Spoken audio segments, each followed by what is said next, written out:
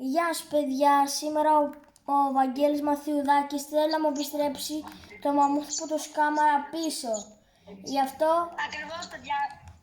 Γι' αυτό πάμε να ξεκινήσει το βίντεο. Όπως είδατε στην αρχή, είμαι και VIP όντως, οπότε δεν μπορεί να μου κάνει κάτι πιστεύω.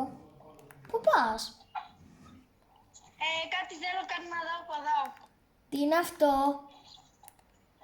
Είναι κάτι δικό μου. Α, εσύ το βάλεις. Όπα, τι μου βγάλε? Πρέπει να πατήσεις ναι όταν σου το βγάλει. Γιατί? Είναι κάτι πολύ σημαντικό. Πρέπει να το κάνεις να έχεις διπλό VIP. Οκ, έχω πει δύο VIP. Πάμε τρένα να σου δώσω το μάθμους. Πάμε τρένα να σου δώσω το μάθμους. Ευχαριστώ.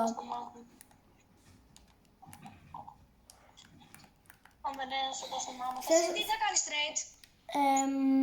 Είπες θα μου το δώσεις free, αλλά εντάξει, ας το κάνουμε trade. Θα σου δώσω... Θα σου δώσω ένα Mythic Scarel. Οκ, εγώ δεν το έχω. Rifle. Ορίστε.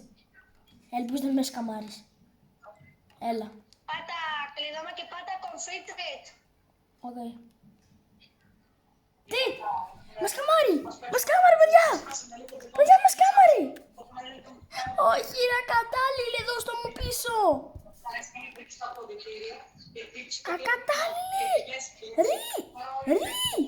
Όχι ρε! Όχι ρε, μας καμάρει! Όχι ρε!